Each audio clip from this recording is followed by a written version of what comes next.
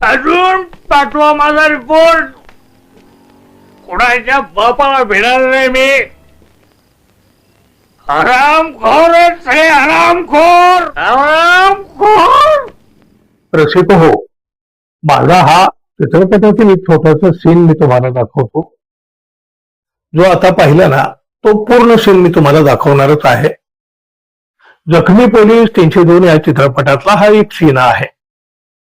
मी या चित्रपटातील प्रमुख भूमिका केलेली आहे. शिवाय या सीन मध्ये कुलदीप पवार, रमेश भाटकर यांच्यासारखे तगडे अभिनेतेही आहेत.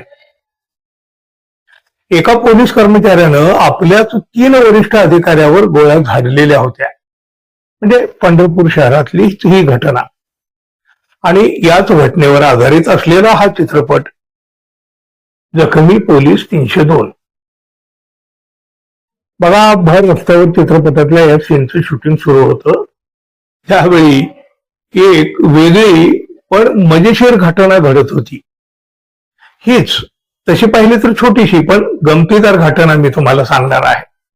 पण त्याआधी चित्रपटातला हा नेमका सीन काय आहे तो एकदा तुम्ही बघा.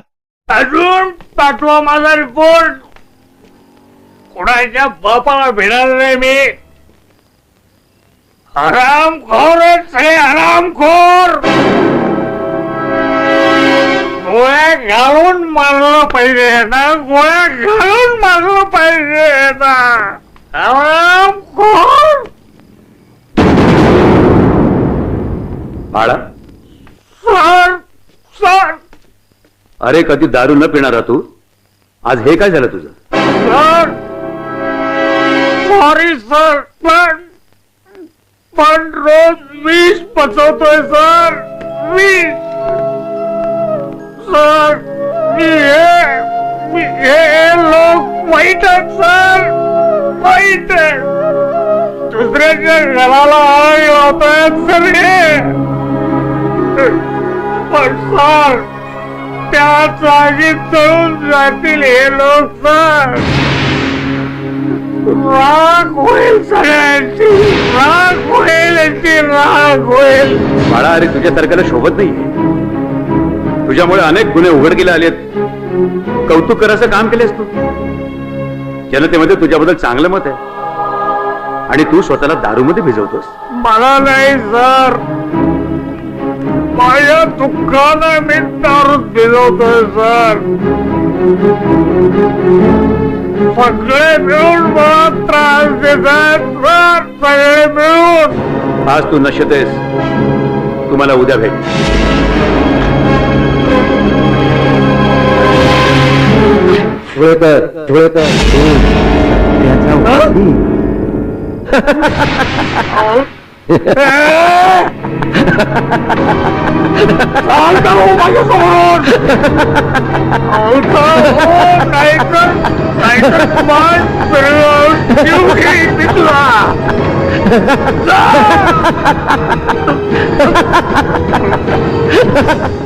दारू पिलेला हा पोलीस म्हणजे दारू पिल्याचा अभिनय करणारा हा पोलीस म्हणजे मी ती भूमिका केली म्हणून मी. तर हा पोलीस आपल्या अधिकाऱ्यावर प्रचंड चिडलेला आहे. अधिकारी आपल्याला खूप त्रास देत आहेत असं त्याला सारखं वाटतं. अगदी तो बेचैन झालेला आहे या अधिकाऱ्याच्या विरोधात. त्याच्या मनामध्ये सतत आपल्याच अधिकाऱ्याच्या विरोधामध्ये वेगवेगळ्या रागाच्या भावना जाग्या होतात आणि त्याप्रमाणे त्याच्या वागण्यामध्ये तो फरक दिसतो वगैरे वगैरे. पण यामुळे तो एवढा अस्वस्थ झालेला आहे की आपल्या अधिकाऱ्यांना गोळ्या घालून ठार मारून टाकावं असं त्याला सारखं वाटत असतं. हा बाळा पोलीस जरी असला ना तरी तो कधीही दारू पित नाही. पण अधिकाऱ्यांचा जाच त्याला असह्य होतो आणि एके दिवशी तो दारू पिऊन हातात दारूची बाटली घेऊन थेट रस्त्यावर येतो आणि मग तिथं तो आपल्या मनातला राग, आपल्या मनातला संताप, आपल्या मनात जी काही खतखत आहे ती बोलून दाखवतो. असा हा साधारण एक छोटासा हा सीन. हा सीन रस्त्यावरच शूट करायचा होता. पंढरपूरच्या कर्मवीर भाऊराव पाटील महाविद्यालयाच्या समोरच्या रस्त्यावर या सीनचं चित्रीकरण होत होतं. चित्रीकरणाची तयारी पूर्ण होण्याच्या आधी साधारण बाकीची सगळी वाहनं लाईट्स तयारी बघून रस्त्यावरची पब्लिक तिथं थांबायला लागलं, येणारे जाणारे थांबायला लागले आणि रस्त्यावर पब्लिकची प्रचंड गर्दी झाली होती. अजून आमचं शूटिंग सुरू व्हायचं होतं. मोठ्या मोठ्या लागलेल्या लाईट बघून येणारे जाणारे लोक सुद्धा थांबून होते. वाहतुकीचा रस्ता बंद पडण्याची परिस्थिती निर्माण होऊ लागली होती. त्यामुळं काहीही करून इथलं रस्त्यावरचं शूटिंग आता पटकन उरकण्याची गरज होती. शूटिंग पाहायला जमलेल्या गर्दीमुळे मोठा कोलाहल होता. दिग्दर्शक रमेश गंगणे यांची इथं मोठी कसोटी होती. अखेर या सीनचं शूटिंग सुरू झालं. दारू पिऊन टाईट झाल्याच्या अवस्थेमध्ये मी माझे डायलॉग बोलायला लागलो. बघा, एवढा वेळ गलका करणारे प्रेक्षक एका क्षणात पिन ड्रॉप सायलेन्स. शूटिंग बघायला एवढी गर्दी झालेली, पण अचानकपणे एकदम शांतता. माझे मित्र आणि चित्रपटाचे निर्माते विजयसिंह पवार तिथे बाजूलाच उभे होते आणि त्यांच्या मागे जी काही लोक होती त्यांच्यामध्ये सतत काहीतरी अशी कुजबूज होताना दिसत होती. एका टेकमध्ये हा शॉट ओके झाला, म्हणजे शॉट संपला. दुसऱ्या शॉटची तयारी करायची होती तेवढ्यात लोक माझ्याजवळ यायला लागली. पहिल्या शॉटच्या टाळ्याचा कडकडाट तो सुरू होता आणि त्यामध्ये काही लोक माझ्यापर्यंत आले. माझा हात हातात घेऊन खूप चांगला अभिनय केला हो तुम्ही, अशा पद्धतीनं ते थोडस माझं कौतुक करत होते. पण त्यांच्या चेहऱ्यावरचा काहीसा प्रश्नार्थ आणि विचित्र भाव मला मात्र स्पष्टपणे जाणवत होता.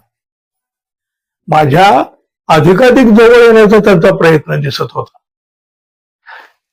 ते परत फिरले की पुन्हा गर्दीतले काही जण आणखी माझ्या पुढे यायचे. ते गेले की त्यांच्या पाठीमागून आणखी काहीतरी यायचे, पण सगळ्यांच्या चेहऱ्यावर संभ्रम, प्रश्नचिन्ह आणि काहीतरी एक रहस्य दडलेलं.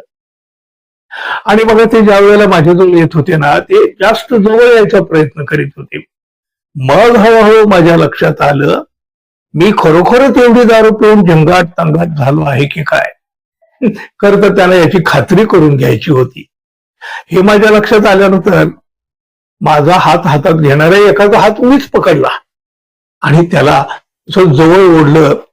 हा तो काहीसा गडबडला, घाबरला. पण मग मी त्याला म्हटलं, आणि एवढ्या अंतरावरून लक्षात येणार नाही, जरा जवळ ये, जरा वास घे. त्यावेळी मात्र त्याला काहीसा अपराध्यासारखं वाटलं. तो म्हणाला, मलाच नाही हो, जमलेल्या सगळ्या पब्लिकला वाटतंय तुम्ही फुल टाईट झालेला आहे, जंगाट तर्राट, आणि तरी कसं काय एवढं डायलॉग बोलताय.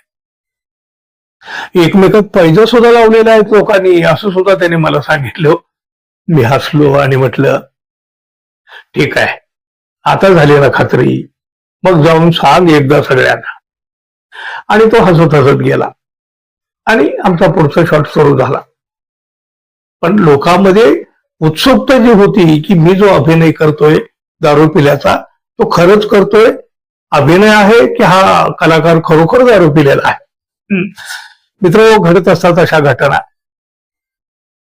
रसिको, नाटक, दूरदर्शन मालिका आणि चित्रपटाच्या पडद्याआड अशा अनेक घटना घेऊन आपण पुन्हा एकदा भेटू. तोपर्यंत आपल्या चॅनलला सबस्क्राईब करा, आवडला असेल तर लाईक सुद्धा जरूर करा आणि जाता जाता हा सीन पुन्हा एकदा बघा. अजून पाठवा माझा रिपोर्ट. कुणाच्या बापाला भिडणार नाही मी. हरामखोरच आहे, हरामखोर. गोळ्या घालून मारलं पाहिजे ना, गोळ्या घालून मारलं पाहिजे ना, हरामखोर.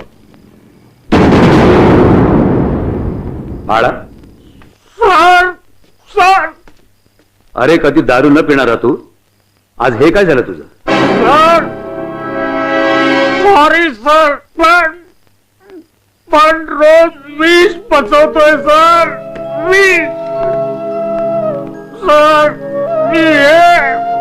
हे लोक वाईट आहेत सर, वाईट आहेत. दुसऱ्याच्या घराला आग लावतायत सर हे. पण सर, त्या जागी तळून जातील हे लोक सर. राग होईल सगळ्यांची, राग होईल यांची, राग होईल. बाळा, अरे तुझ्यासारख्याला शोभत नाहीये. तुझ्यामुळे अनेक गुन्हे उघडकीला आलेत. कौतुक करायचं काम केलेस तू. जनतेमध्ये तुझ्याबद्दल चांगलं मत आहे आणि तू स्वतःला दारूमध्ये भिजवतोस. मला नाही सर, माझ्या दुःखानं मी दारूत भिजवतोय सर. सगळे मिळून मला त्रास देतात सर, सगळे मिळून. आज तू नशेत आहेस, तुम्हाला उद्या भेट.